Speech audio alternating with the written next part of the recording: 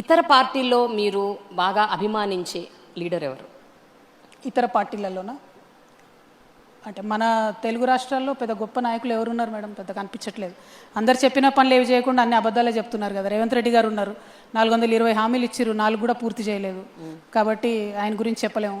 అట్లానే భారతీయ జనతా పార్టీ ఉంది. ఇప్పుడు కిషన్ రెడ్డి అన్న కావచ్చు, బండి సంజయ్ గారు కావచ్చు, వీళ్ళెవ్వరు కూడా కనీసం తెలంగాణను అక్కడ నిల్చొని హిందీ వాళ్ళంతా ఎడపిడ తిడుతుంటే కనీసం నిలబడి మన రాష్ట్రాన్ని కూడా డిఫెండ్ చేయట్లేదు. వాళ్ళతో పెద్ద ఇన్స్పిరేషనల్గా మనం తీసుకునేది లేదు. పాత లీడర్లు, పోయిన కాలంలో ఉన్న లీడర్లు గొప్పగా ఉన్నారు. ఒక ఎన్టీ రామారావు గారు బయలుదేరారంటే ఆనాడు తెలుగు ప్రజలకు గౌరవం వచ్చింది దేశమంతా. ఆ తర్వాత ఒక కేసీఆర్ గారు బయలుదేరినారంటే తెలంగాణ ప్రజలకు గౌరవం వచ్చింది దేశమంతా. అట్లాంటి టాల్ లీడర్స్ జాబితాలో నేను చేరాలనుకుంటున్నాను. ఈ పెట్టి పాలిటిక్స్, చిన్న చిన్న పాలిటిక్స్, కరప్షన్స్ ఇట్లా చేసేటటువంటి లీడర్స్ని అభిమానించేటటువంటి పరిస్థితి కూడా లేదనుకుంటున్నాను. ఒక ఫన్ క్వశ్చన్. ఫన్నా? ఓకే. 10 ఏళ్ల క్రితం మీరు నా ఫేవరెట్ లీడర్ రేవంత్ రెడ్డి అన్నారు నాతో ఇంటర్వ్యూలోనా? రేవంత్ రెడ్డి ఎందుకంటే అప్పుడు అన్నారు మీరు కాంటెక్స్ట్ చెప్తే బాగుంటుంది. అప్పటికిప్పటికి ఏం మారిందో చూద్దాం. అదే ఇదే క్వశ్చన్ అడిగాను అప్పుడు 10 ఏళ్ల క్రితం, who is your favourite political leader అని. మీరు రేవంత్ రెడ్డి అన్నారు. అప్పటికిప్పుడు మారాడు కదండి ఆయన కూడా చాలా. ఇప్పుడైతే ఇచ్చిన మాటలన్నీ తప్పాడు కదా. ఎస్. ఓకే, పర్సనల్గా పొలిటికల్గా ఒక strong quality of yours that makes a distinct difference with others, మిగతా వాళ్ళతో పోలిసి చూస్తే. బేసికలీ చిన్నప్పటి నుండి నేను నేర్చుకున్నది ఒకటి మేడం, సచ్చినా కూడా అబద్ధం చెప్పను. అది నాకు నష్టం చేసేదైనా కూడా అబద్ధం చెప్పను. అది నాకు చాలా నష్టాన్ని ఇచ్చింది పర్సనల్ లైఫ్లో కూడా, పాలిటిక్స్లో కూడా. But it's okay, I don't care. ఎందుకంటే అల్టిమేట్లీ ట్రూత్ విల్ విన్ అని నేను బలంగా నమ్ముతాను. మొన్న నా కేసు విషయంలో అదే చెప్పాను, అంతకుముందు అదే చెప్పాను. అనేకమైన పొలిటికల్ ఫోరమ్స్లో డైరెక్ట్గా చాలామంది నాకు శత్రువులైనా కూడా I'm the person who speak the truth. అయితే అడ్వాంటేజ్ ఏంటంటే మేడం, నిజం చెప్తే క్లారిటీ ఆఫ్ థాట్ ఉంటుంది. అబద్ధం చెప్తే గుర్తుపెట్టుకోలే ఎవరికేం చెప్పాము. సో అంత ఓపిక నాకు లేదు, కాబట్టి నిజమే చెప్తాను. అది ఇనవే అడ్వాంటేజ్, ఇనవే డిసడ్వాంటేజ్ అని నేను అనుకుంటున్నాను. సో ఒక అబద్ధం నిజంలాగా స్వైర విహారం చేస్తుంటే సోషల్ మీడియాలో ఎలా అనిపిస్తుంది? ఎందుకంటే మీరు అన్నారు ఆ లిక్కర్ స్కామ్ విషయంలో, ఇది కూడా అగైన్ 10 years బ్యాక్ నా ఇంటర్వ్యూలో అన్నారు. లిక్కర్ స్కామ్ విషయంలో 10 years బ్యాక్ నాకు ఇచ్చిన ఇంటర్వ్యూలో అప్పుడు ఒక మాట అన్నారు, లిక్కర్ అన్నది చాలా బ్యాడ్, ఏ దేశంలో ఉండకూడదు అని మీరు ఒక స్టేట్మెంట్ ఇచ్చారు. అప్పుడు మీరు ఎప్పుడైతే ఆ లిక్కర్ స్కామ్ విషయంలో మిమ్మల్ని నిందితులుగా పెట్టారో, ఇది ఒక మీమ్ లాగా వెళ్ళిపోయింది సోషల్ మీడియాలో. And it was laughing stock అనమాట. విచ్ ఈజ్ ఇప్పుడు నిజం బయటపడ్డది that you are out of it, it clean chit ఇచ్చారని. So when you see such things which is not real, what goes through, how do you feel? Madam ఒక్కటి నేనేమంటున్నా, మనము ఎట్లా ఉంటామో అట్లా ఉంటాం. దాన్ని కొంతమంది అర్థం చేసుకుంటారు, కొంతమంది సిచ్యువేషనలీ వాళ్ళు ఎట్లా చూడాలనుకుంటే అట్లా చూస్తారు. Simple as that. నేను ఇప్పటికి కూడా బలంగా చెప్తా ఉన్నా, నేను ఆస్ట్రాలజీ కూడా బలంగా నమ్ముతాను, ముహూర్తాలు కూడా అన్ని ఫాలో అవుతాను. జనరల్గా లిక్కర్ కానీ, రాహు కానీ ఇవన్నీ మనకు సరిపడనటువంటి అంశం. కానీ బీజేపీ బై డిజైన్, ఒక వ్యక్తి కేజ్రీవాల్ అనేటటువంటి వ్యక్తి యాంటీ కరప్షన్ పేరుతో వచ్చినటువంటి వ్యక్తి కాబట్టి ఆయనను కరప్షన్ అలిగేషన్స్లో ఇరికించాలి. అదేవిధంగా కల్వకుంట్ల చంద్రశేఖరరావు గారిని బద్నాం చేయాలంటే ఏం చేయాలి, వాళ్ళ డాటర్ ఎవరైతే సంస్కృతి సాంప్రదాయాల పేరుతో వచ్చిందో ఆవిడని యాంటీ ట్రెడిషన్స్కి పోర్ట్రే చేయాలంటే ఏం చేయాలని చెప్పి ఈ లిక్కర్ కేసు అనేటటువంటిది by design Bharatiya Janata party చేసినటువంటి స్కీమ్. దీన్ని కోర్ట్స్ చూసి డిశ్చార్జ్ చేశారు. Madam acquittal is difference, discharge చేస్తూ జడ్జి గారు ఏం చేశారు, నేను ఖచ్చితంగా ఆ సిబిఐ ఆఫీసర్ మీద ఎంక్వైరీ చేస్తున్నాను, it's first time in Indian history. So అంత బలంగా ఈ కేసులో ఏమీ లేదని వారు చెప్పడం జరిగింది.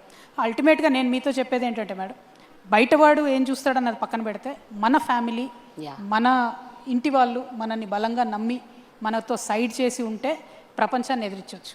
నా విషయంలో నాకు మా అమ్మగారి సైడ్ నుంచి ఆ సపోర్ట్ నేను అనుకున్నంత రాలేదు, కానీ నా అదృష్టం బాగుంది, మా అత్తగారి సైడ్ వాళ్ళు చాలా బలంగా నన్ను సపోర్ట్ చేశారు. కాబట్టి ఇవాళ ఇట్లా మీ ముందు నిలబడి మాట్లాడగలిగేటటువంటి ధైర్యం కానీ, తెగో కానీ, ముందుకెళ్ళేటటువంటి అవకాశం కానీ వచ్చిందని నేను నమ్ముతాను. ఇతర పార్టీల్లో మీరు బాగా అభిమానించే లీడర్ ఎవరు?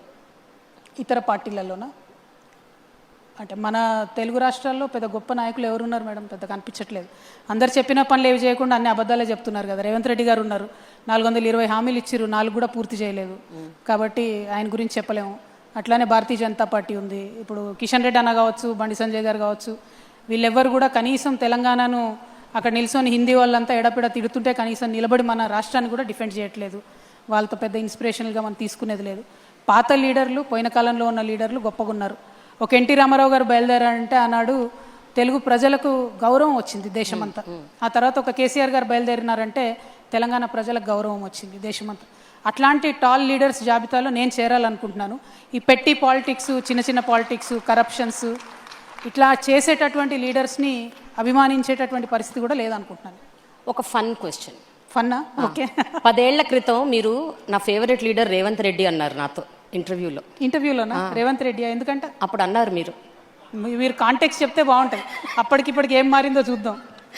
ఇదే క్వశ్చన్ అడిగాను అప్పుడు 10 ఏళ్ల క్రితం, who is your favourite political leader అని. మీరు రేవంత్ రెడ్డి అన్నారు. అప్పటికిప్పుడు మారాడు కదండి ఆయన కూడా చాలా. ఇప్పుడైతే ఇచ్చిన మాటలన్నీ తప్పాడు కదా. ఎస్. ఓకే, పర్సనల్గా పొలిటికల్గా ఒక strong quality of yours that makes a distinct difference with others, మిగతా వాళ్ళతో పోలిసి చూస్తే. బేసికలీ చిన్నప్పటి నుండి నేను నేర్చుకున్నది ఒకటి మేడం, సచ్చినా కూడా అబద్ధం చెప్పను. అది నాకు నష్టం చేసేదైనా కూడా అబద్ధం చెప్పను. అది నాకు చాలా నష్టాన్ని ఇచ్చింది పర్సనల్ లైఫ్లో కూడా, పాలిటిక్స్లో కూడా.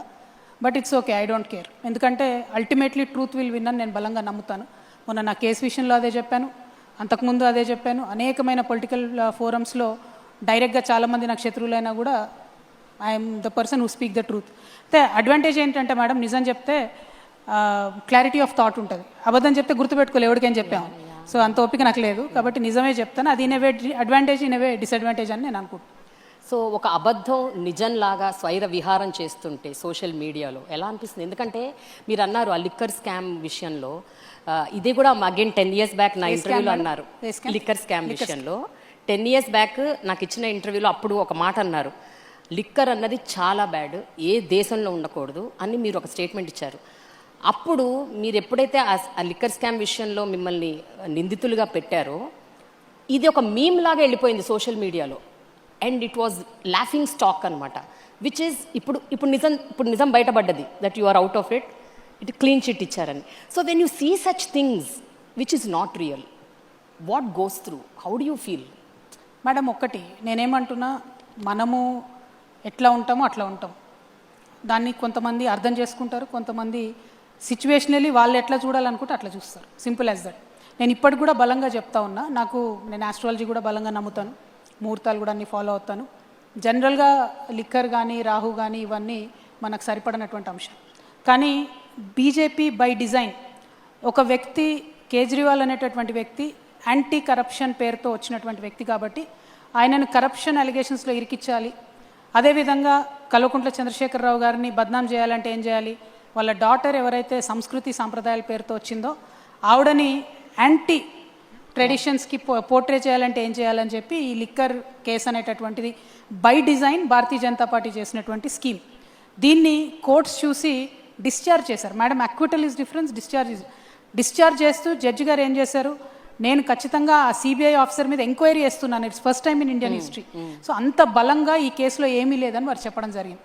అల్టిమేట్గా నేను మీతో చెప్పేది ఏంటంటే మేడం, బయటవాడు ఏం చూస్తాడన్నది పక్కన పెడితే మన ఫ్యామిలీ, మన ఇంటి వాళ్ళు మనల్ని బలంగా నమ్మి మనతో సైడ్ చేసి ఉంటే ప్రపంచాన్ని ఎదిరించవచ్చు. నా విషయంలో నాకు మా అమ్మగారి సైడ్ నుంచి ఆ సపోర్ట్ నేను అనుకున్నంత రాలేదు, కానీ నా అదృష్టం బాగుంది, మా అత్తగారి సైడ్ వాళ్ళు చాలా బలంగా నన్ను సపోర్ట్ చేశారు. కాబట్టి ఇవాళ ఇట్లా మీ ముందు నిలబడి మాట్లాడగలిగేటటువంటి ధైర్యం కానీ, తెగో కానీ, ముందుకెళ్ళేటటువంటి అవకాశం కానీ వచ్చిందని నేను నమ్ముతాను.